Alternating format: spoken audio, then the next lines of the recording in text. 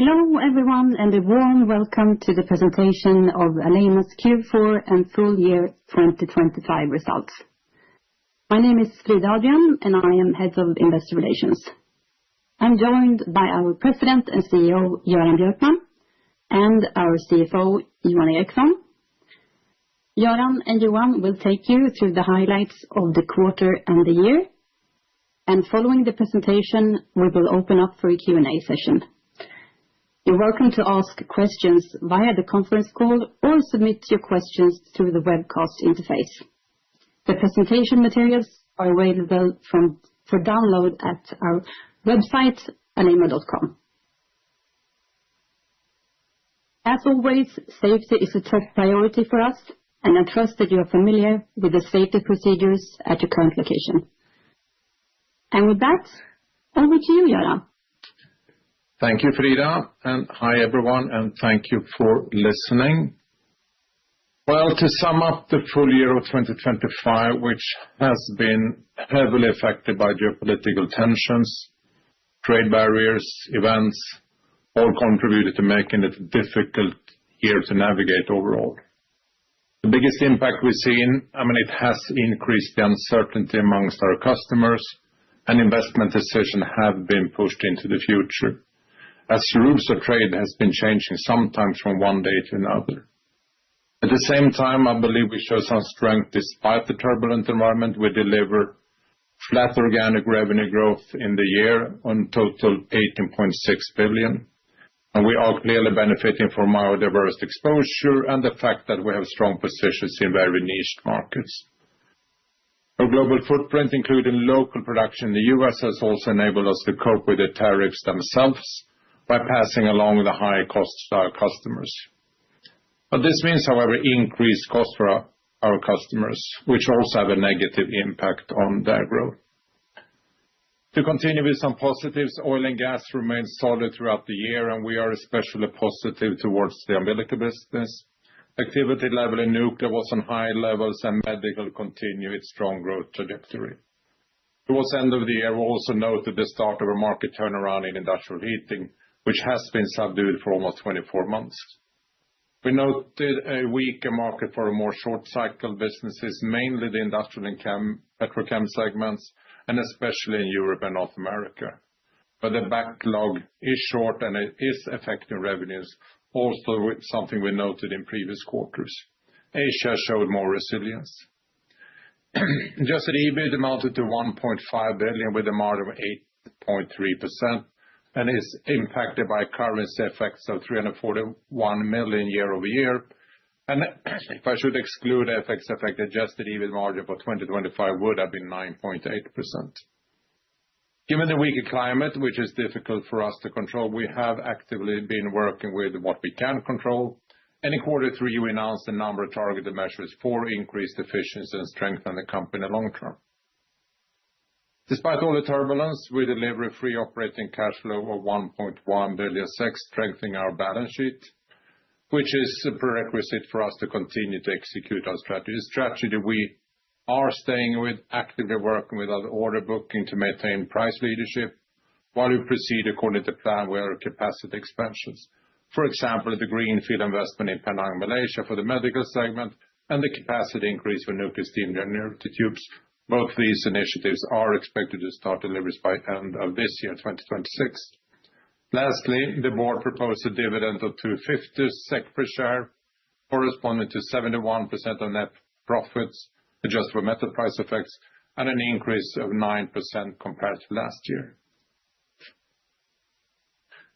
So let's take a look at the financial targets. I would say in general, we are performing in line with our targets. Starting with organic growth, we have a target to deliver profitable organic revenue growth in line with or above growth and targeted end markets over a business cycle. We grew 0% organically in 25. I think it's important to remind us that we don't want to grow in all pockets or serviceable, addressable markets. We are aiming for growth in attractive niches to improve our mix long term. This spans across most of our customer segments where despite it's a bit simplified, but the industrial segment is not a segment where we want to grow in line with the market, as profitability in general is lower in this segment. Over the 4 years, we've had the financial target total organic growth has been 5% on average and more than 7% if I exclude the industrial segment. Looking at earnings, margin of 8.3% for the year, average of 9.5% for the 4-year year we had the target, and target is to be above 9% over the cycle. And capital structure, net debt equity of minus 0.05, and please note that the 0.3 times is a maximum target. And dividend, as I just said, the board proposed a dividend of 2.50 per share, corresponding to payout ratio of 71% of net profit adjusted for meta price effects, and an average over the 4-year period of 43%. So let's zoom in on the quarter and look at the highlights for the fourth quarter. We are, as I said, for the full year, we experienced a similar market situation as we did in quarter 3, with a lot of so-called wait-and-see attitude among customers.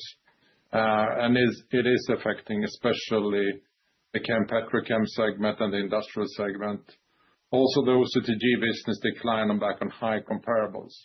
And order intake rolling 12 declined 4% organically. On the brighter side, our umbilical business within oil and gas, as well as medical segment, continued their strong momentum, and while industrial heating continued to show signs of market recovery. Revenues declined organically 5% year over year, stemming from poor market in the aforementioned industrial and chem petrochem segments, where order intake affects revenue. Parts of the oil and gas and industrial business were also hit by the delayed ramp-up of the maintenance stop in quarter 3. And we also noticed some timing effects in nuclear affecting us negatively. The adjusted EBIT margin declined year over year to 8.1%. And of course, this is not satisfying the development, but it's heavily impacted by a significant FX headwind, diluting the margin with almost 300 basis points, indicating we would be around 11% excluding FX. This is, of course, not an excuse, but it is the main reason for the negative developments.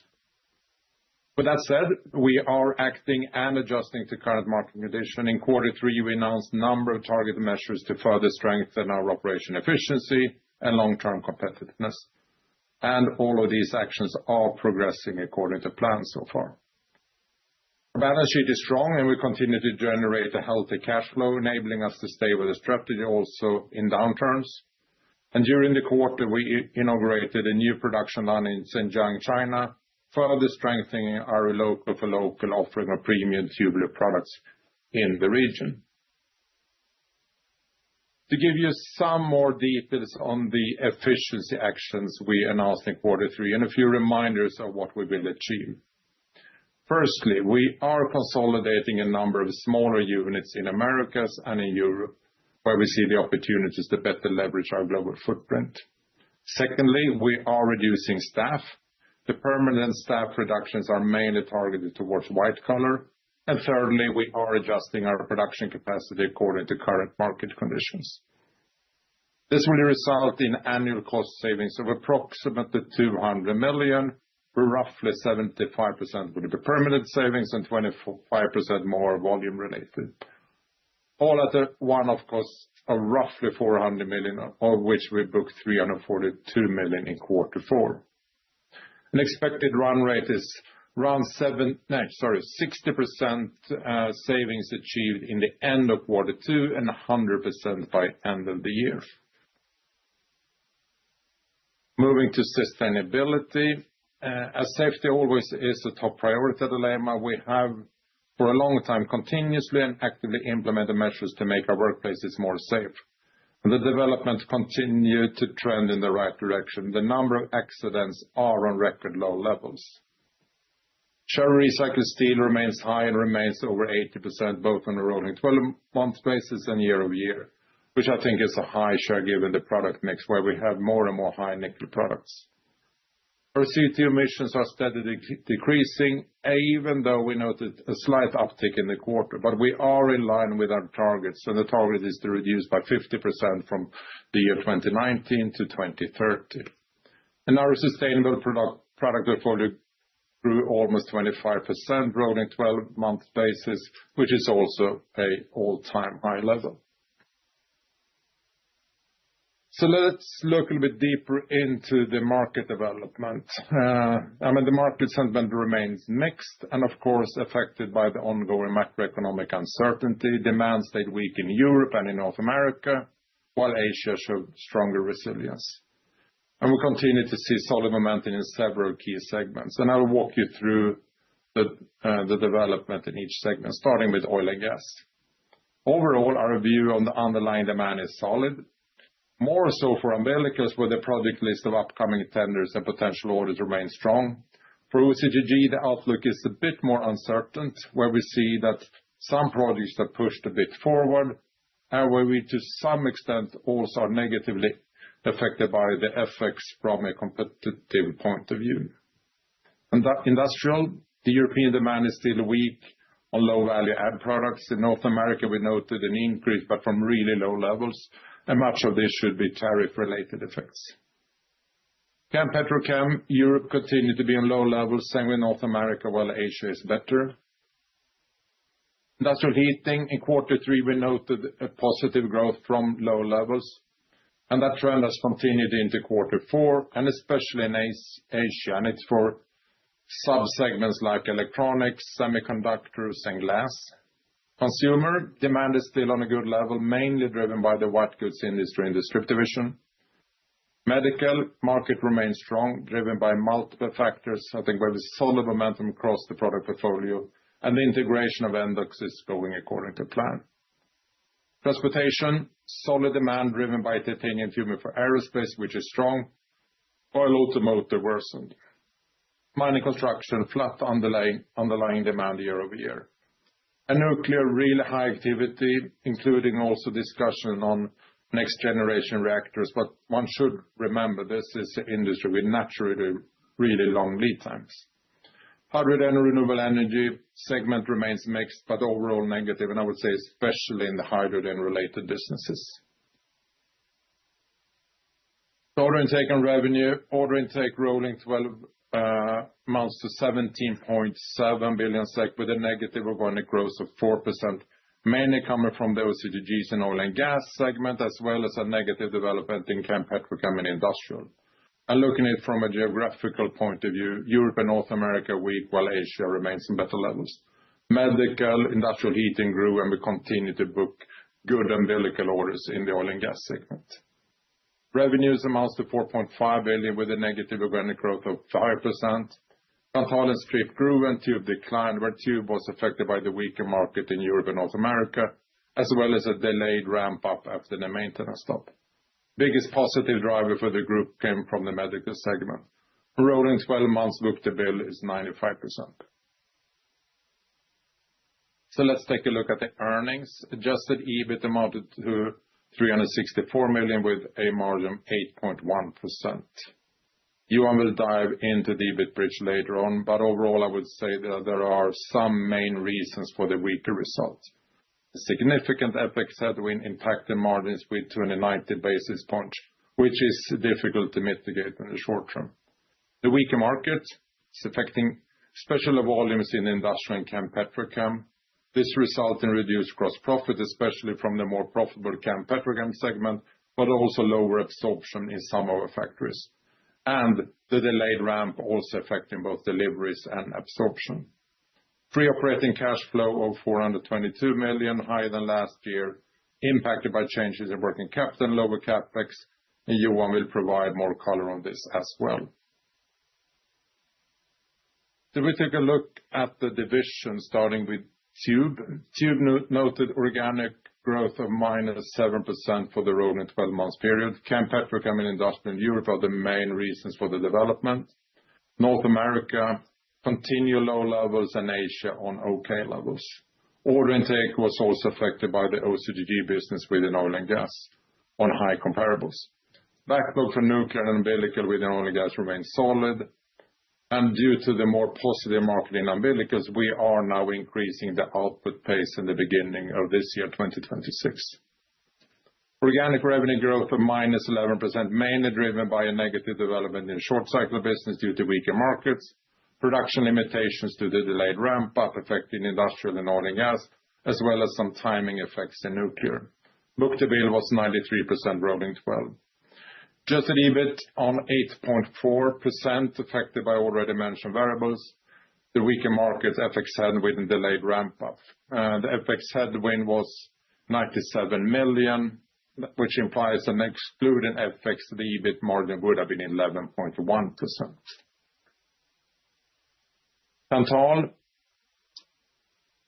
Organic order intake growth for the rolling 12 months period of 9%. Medical is continuing on a strong trajectory, and also nice to see that we now again are growing in industrial heating, even if it's still from quite low levels. Applications like ceramic elements for electronics, including semiconductors and glass industry, especially in Asia, are strong. And it's for these applications our announced investments in both UK and Japan are related to.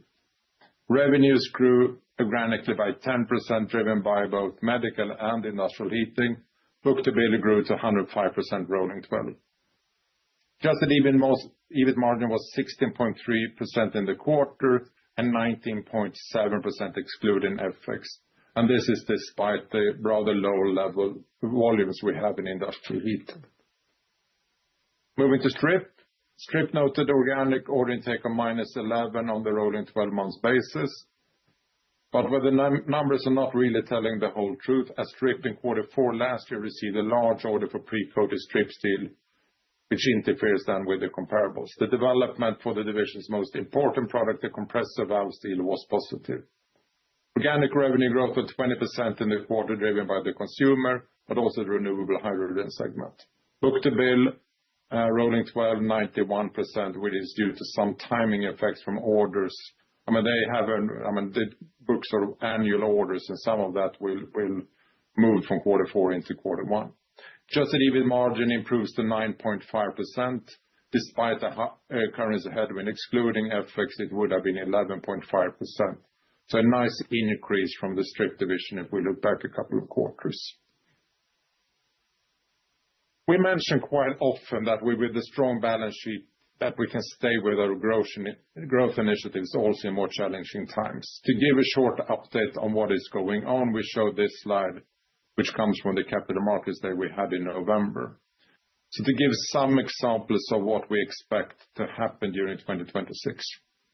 With investments we do in the UK and US, we are increasing our capacity of products in silicon carbide, which is a product that has shown growth also during the time industrial heating have had a market headwind.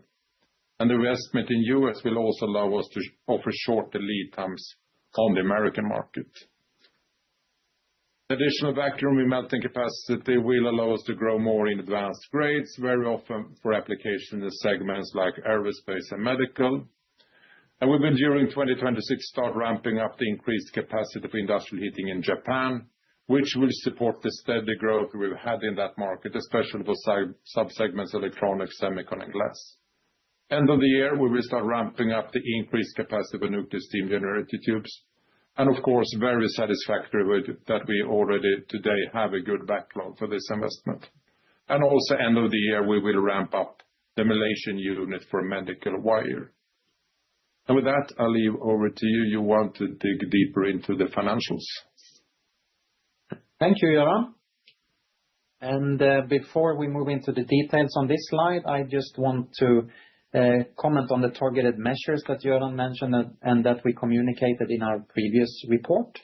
Of the expected items affecting comparability cost of approximately 400 million, we have charged 342 million in the P&L in the Q4, and the remainder will come in 2026. The cash impact, which is roughly half of the 400 million, will be quite evenly distributed across the quarters during 2026.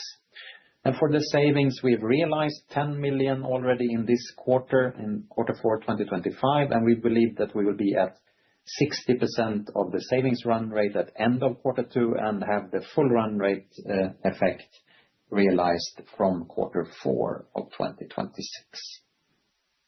Now let's talk through the bridge to the right. Order intake for the rolling 12-month period amounted to 17.7 billion, corresponding to an organic decline of 4%. Total growth was -9%, impacted by currency and alloy effects, with a stronger SEK and lower metal prices accounting for 6 percentage points. Quarterly revenues reached 4.4 billion with a negative organic growth of 5%, and that includes a positive 90 basis points from US tariffs. The revenues were held back by weak market conditions in Europe and North America, as well as delayed ramp-up affecting parts of the oil and gas and industrial segments. Currency effects, primarily from a stronger SEK against the US dollar, had a negative impact of 6%. On the alloys, alloy effect impacted by -2% on quarterly revenues. Based on metal prices and currencies at the end of December, we see a continued negative alloy effect in the coming quarter, both on rolling 12-month order intake at -2% and quarterly revenues at -1%. But here it's worth noting that the recent trend of increasing nickel prices can, of course, have an opposite effect. But that, on the other hand, is offset by the trend of a stronger SEK. Making those two notes as well. On structure, we have some positive contribution from Endox, although here it's rounded off to 0. And the integration is going according to plan. And this was the last quarter that Endox affected comparability.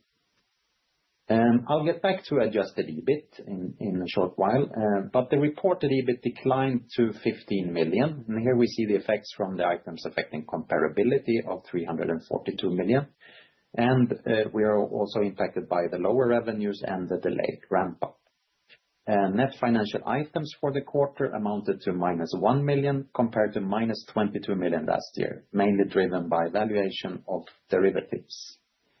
Normalized tax rate ended up at 24.9% for the quarter, while the reported tax rate amounted to 185.5%. And that is, of course, affected by some non-deductibles, and that's amplified by the low reported profit. Free operating cash flow ended up at 522 million SEK in the quarter, which I'll get back to in a coming slide. And finally, adjusted EPS for the quarter ended up at 1.06 SEK, impacted negatively from the lower adjusted EBIT. So looking at the bridge and starting with the graph to the left showing adjusted EBIT bridge for the quarter, it decreased 220 million compared to last year. The biggest variable here is being a significant FX headwind, as Göran pointed out. But of course, also a negative organic development coming from absorption effects, both from the mentioned weaker market and from the delayed ramp-up. But let me give you some more flavor on the FX effect by putting it basically into 3 buckets. First, we have the translation of local results, so profits made in other currencies than SEK. Here we have had almost -40 million. Secondly, we have the transaction effect, so transactions in other currencies than in foreign currencies. And the transaction effects are netted off by some hedges. Almost 40% was netted off by hedges and ended up at -90 million, 90. And finally, we had -35 million in bridge effects, so from revaluations of open positions in foreign currency at the end of the quarter. And we got -23 million of that in the P&L for this quarter. And for the same quarter last year, it was +12. And this -23 is due to the strengthening of the SEK late in the quarter. And this is something that we actually could have done a bit better, I think. And on a year-on-year comparison then, excluding the FX margin, we would have been at 11% the EBIT margin. The organic development was particularly noticeable in Tube, while all 3 divisions are impacted by FX, and that in particular for Kanthal. Structure refers to Endox, and that is reported in Kanthal. The operating leverage in the quarter was -24%, which is quite decent level given the challenges that we've mentioned. And for the full year that you have on the right-hand side, the development is mainly explained by FX headwind, but also the weaker short-cycle business and the delayed ramp-up affecting revenues and earnings, where margin declines in total from 9.9% to 8.3%, but would have been 9.8% if we exclude the FX effect. Moving over then to the balance sheet, the net working capital decreased in absolute terms year-over-year, mainly due to volume and currency effects, but increased as a percentage of revenues to 35.5% due to lower quarterly sales. To continue on inventory, they are lower in value both sequentially, which is as per normal seasonality, and year-over-year coming from both lower volumes in inventory and lower metal prices, and that's influenced by currency as well. Capital employed, excluding cash, decreased year-over-year to 15.7 billion, mainly driven by lower net working capital. And the return on capital employed, excluding cash, which is based then on reported operating profit, including then metal prices and items affecting comparability, just to be clear, was 5.8% for the rolling 12-month period, down from 9.5% last year, coming from the lower reported operating profit due to the aforementioned reasons.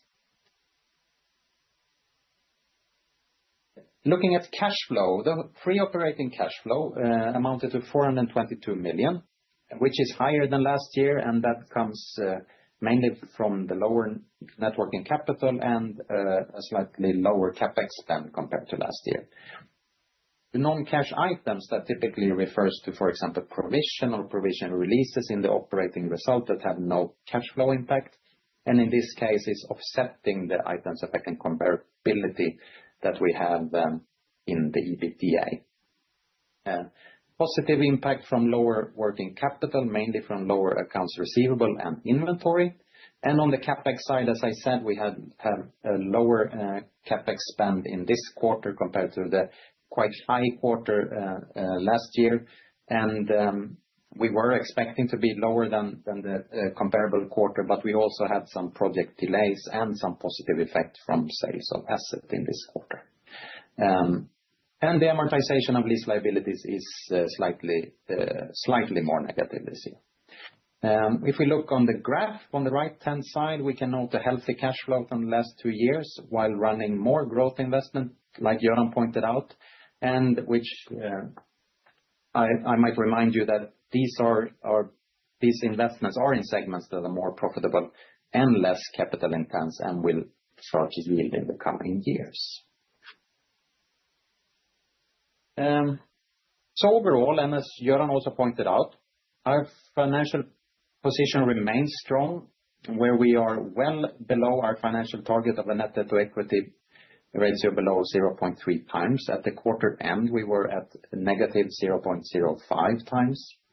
Net pension liabilities decreased to 589 million from last year's 820, mainly as a result of higher discount rates. And the leasing liabilities was on par with last year. So our cash position continues to be strong, and we have a net cash position of 864 million, which will come in handy as the board proposed a dividend of 250 SEK per share to the AGM in April. So looking at the guidance we gave ahead of the quarter,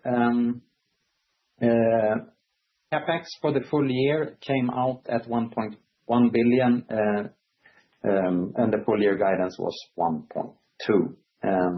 Currency, transaction, and translation effects came out at minus 182 million in the quarter, where we guided for minus 150.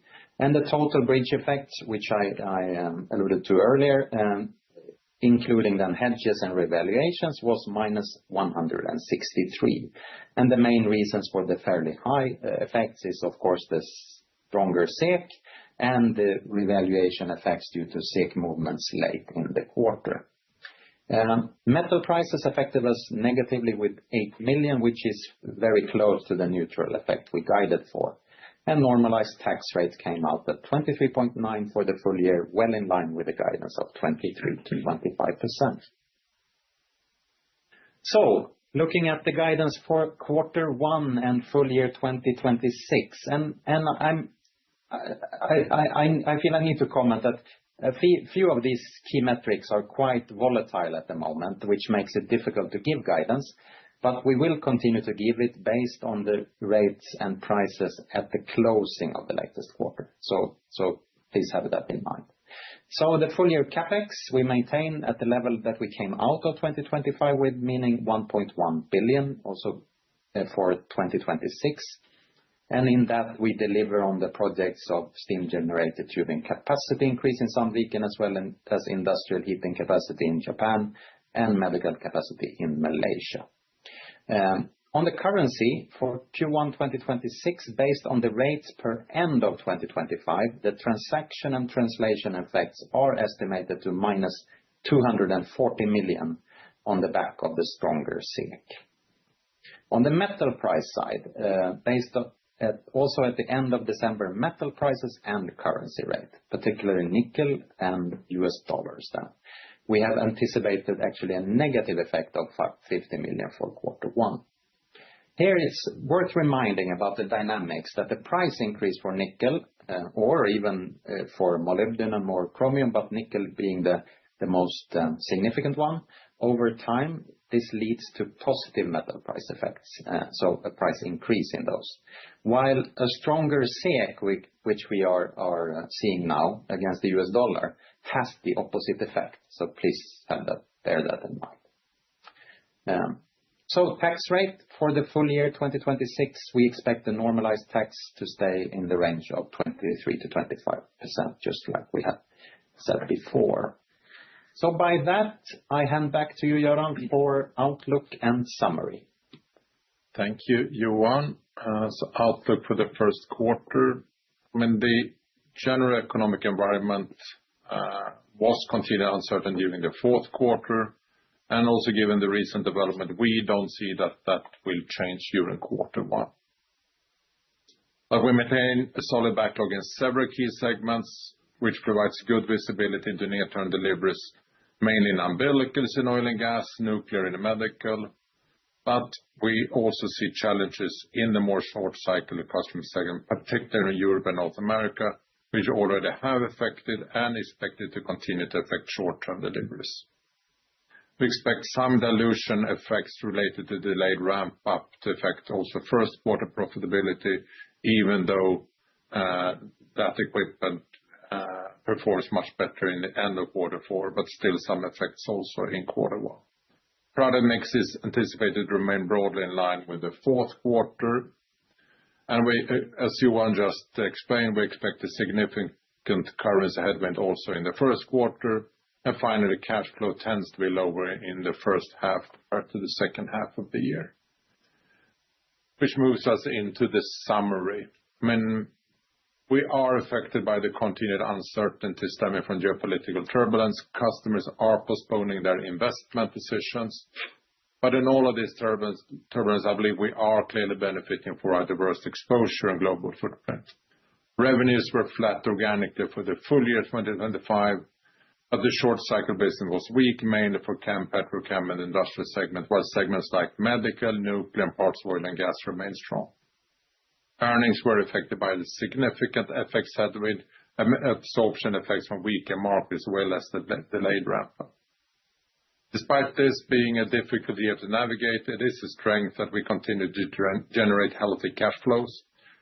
That combined with our strong balance sheet creates foundation for continuous strategy execution. And I'm confident that will make Alleima more resilient and more profitable company long term. And with that, I'll hand it back to you, Frida. Great. We will now begin the Q&A session.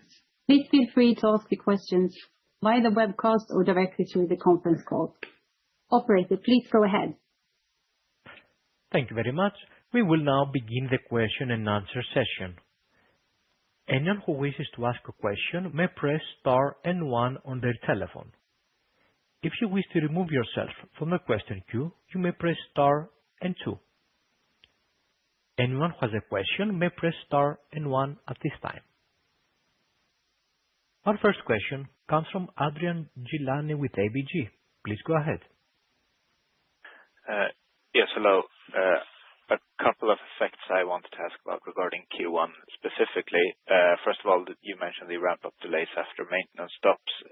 If I remember correctly, you had previously guided that those stops would have 80 basis point margin impact in Q4. Are you able to give some similar quantifying metrics for Q1 as to how much that will impact? I will not give you a number, but I will try to explain the situation and why that is a bit difficult. I mean, yeah, it's right that we gave you a guidance on 80 basis point for the quarter four. I think we came in maybe in line with that. I think maybe even a little bit worse, but it's one of the biggest impacts it has is that it has a negative absorption effect in some of our factories. And absorption effect, it's sometimes difficult to see if it comes from this problem or that we in some of the cases have lower volumes due to the market. So it's a combined absorption effect. So you won't have a number, but I would say that it is at least 50% of what it really happened in quarter four, because the machine is working much better now, but not perfectly. Okay, thanks. That's helpful. And then also on Q1 and the FX guidance, which I appreciate is especially hard to give now, but 240 at Q4 and rates. Again, I remember you said that for Q4 you had roughly half of that being hedged, but is that the case going into Q1 as well, that the 240 is excluding hedges? So on the end of Q4 rates, it would be 120 actual effect. Is that fair?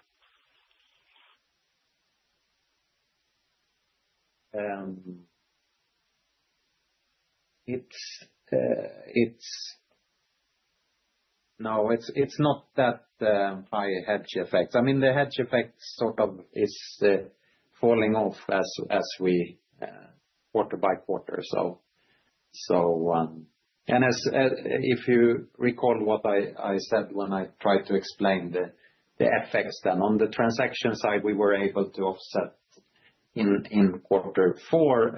It ended up to be about 40% of the transaction effects we managed to offset.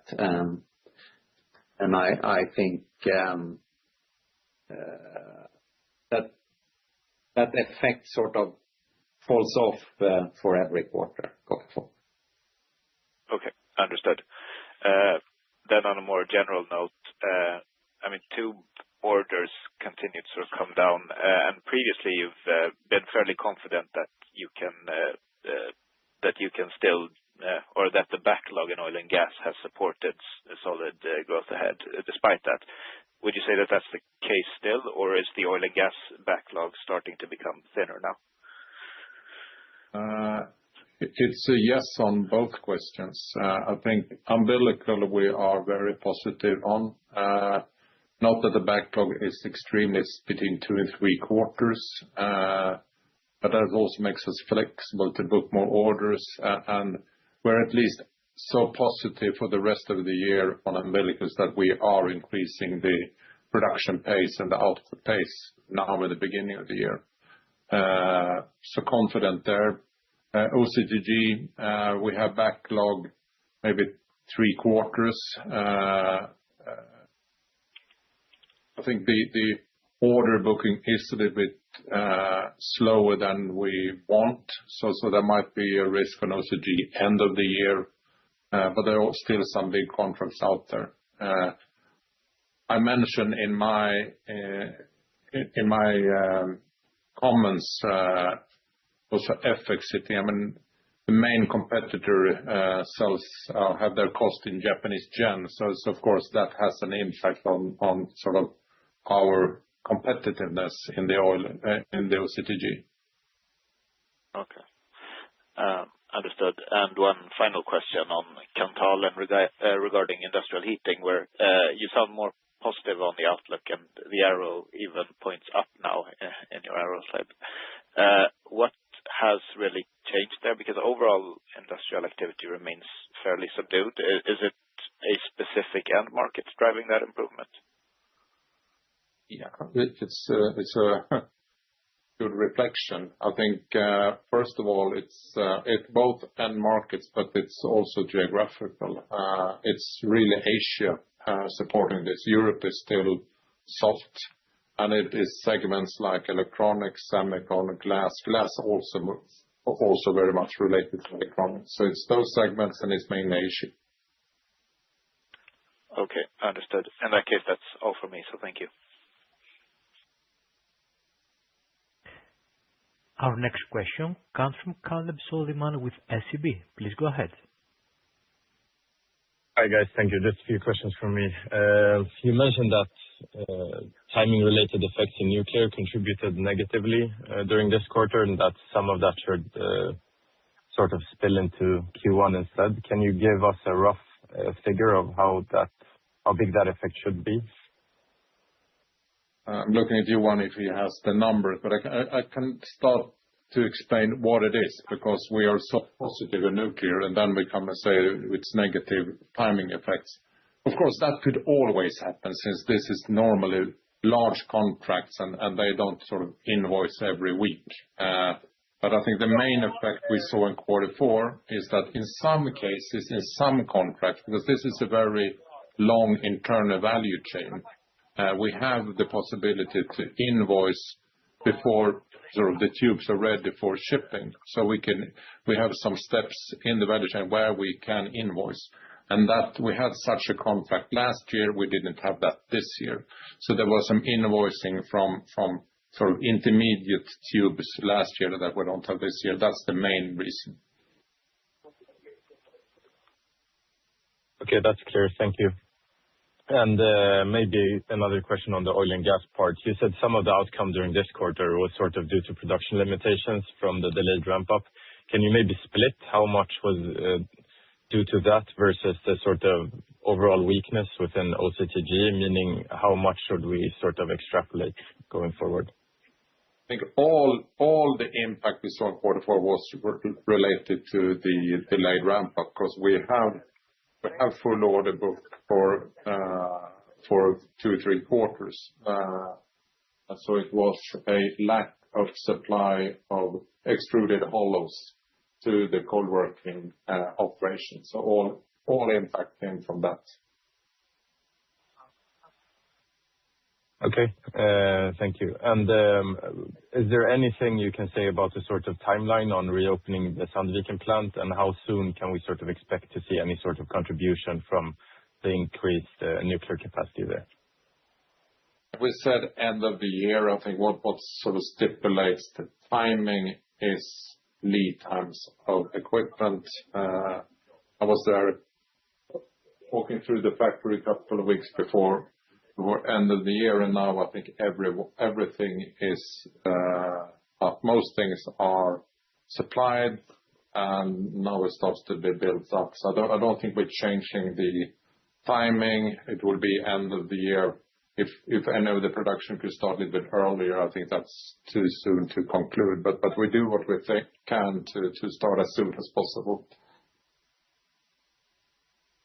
Great. And just one last one. You very briefly touched on pricing, how potential price hikes and how that sort of impacts your customers. Can you maybe comment on how much, if any, of the sort of order decrease was pricing related? No, I cannot do that. But that's a good question, but that would be to speculate too much. But think about it. I think I've been quite transparent before, at least when it comes to the tube flow. And of course, this depends on what grade it is. But on a cold working product, we've said that the price increases needed is around 10-15% to compensate for the 50% tax, because it is a tax we pay on the imported bar. And of course, 10-50% price increase, that's a lot. But I cannot speculate in percentage how much that impacted. Sorry. Okay. Thank you. That's all from me. The next question comes from Anders Åkerblom with Nordea. Please go ahead. Yes, hello. Thank you. Firstly, I was wondering about just high level. I mean, previously you've mentioned maintaining order booking discipline several times. Now with book-to-bill, below 0.9 in the quarter, could you quantify a bit more how much volume you're actually walking away from to preserve pricing? No, I understand how you ask the question, Anders. I cannot tell you that because you never know until because if we lower prices, maybe the others also lower prices. You don't know where you end up. So I don't want to speculate on that. But of course, we can book more tons into to the steel plant. I think I would say right now we are. I mean, now it's been down for some while. Some of the factories are running on a bit lower volumes. This is the time when it hurts the most to have this strategy. But if it starts to move in the other direction, we have short backlog, prices will be better. So I think now it's sort of very important to stay with the strategy we have. Also saying, of course, this is not binary. It's of course that book some orders sometime, but I cannot give you a number, but I can say we're running. I don't have the latest updates. I'm looking table. I think we communicate before that we're running roughly the steel plant at 20% lower volumes than we did 2019. That does not imply that we could book 20% more, but I think, as I said, this is right now is when it hurts the most. But now we need to be cool and keep on our strategy. We don't want to have price wars to get some low value add products. No, makes sense. Really appreciate that answer. Makes sense. I would also like to know a bit with regards to then obviously industrial and chemical and petrochemical. Could you share anything in terms of how confident you are in sort of a demand recovery trajectory in 2026 for these markets? What I just said was that, I mean, sometimes you could argue if it's the segments or the sort of geographical market. It's these segments that hurts the most in Europe and North America. I would claim that it's mainly Europe that is weak, and that industrial investments are sort of lagging. That is, I think, what is happening. And I think even since Q2, we have seen that sort of order intake is low and it affects revenue, and it happens again. And it would have been nice to say, I think those times are over. They are not. We will see this also in Q1. Then, of course, mathematically, we will start to sort of meet lower comparables. But that is more mathematical than sort of dollars. Yeah. And short term, I don't see a turnaround short term. Right. And I appreciate that. I didn't mean that you had to, didn't mean to repeat yourself. I was more wondering about, because you did not really touch previously upon kind of, the CBAM or tariffs that the EU is implementing. I mean, some in the market are discussing that. What's your view of that for your business? I would say that overall, I think EU is taking a good decision, even though we are both a company and a country that prefer sort of free trade. But you cannot sort of stay with that politics if others don't do that. So I think it's good that Europe is taking that decision. That is sort of to secure that we will have a steel industry in Europe. With that said, I think it's much more related to, let me call it, bulk steel industry in Europe. Swedish steel industry has, since a pretty long time, become very more specialized. So I think we are less impacted in a positive way than others. With that said, I think we also have some of the more low added value products, for instance, in tube. I think on the margin, it will be positive for them. But it's more for sort of the other part of the European steel industry. But for Europe, I think it's a wise decision. But you don't want to quantify that impact for your part? Now, I can guarantee you that I've asked Tube the exact same question, and they cannot quantify it. But it's not big. Okay. Thank you. That's all the questions from my end. Thank you. The last question comes from Igor Tubic with DNB. Please go ahead. Thank you. First of all, I just want to confirm, did you, Göran, said that the lead times for the umbilical business is 2 to 3 quarters or 2 to 3 months? The backlog is, maybe I said month, that was a mistake. It's actually 2 to 3 quarters backlog. Okay, so it's 2 to 3 backlogs for umbilicals and 3 quarters for the OCTG business? Yes. Okay, thank you. And then I just want to, if you can give us some sort of, to better understand the tube division that declined 11% organically in revenues and order intake was down 7%. Were there any larger orders in Q4 last year, or can you say anything how we should think about that the coming quarters as well? I'll say that there are some, I would say mainly that there are some tough comparables on OCTG. There's some tough comparables on nuclear because they booked steam generator tubes Q4 2024, and then they impacted by the weaker market in especially Europe, but also North America. Okay. I see. And in Q1, this year or last year, should we take into account any significant or large orders there as well, or how should we think about that?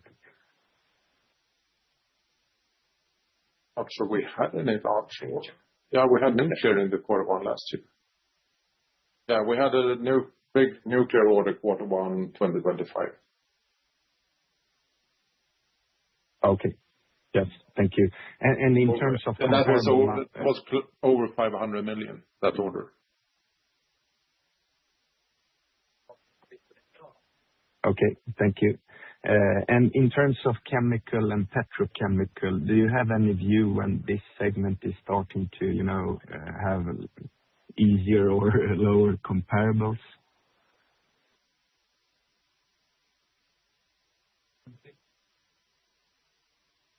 Was that would start to meet lower comparables due to?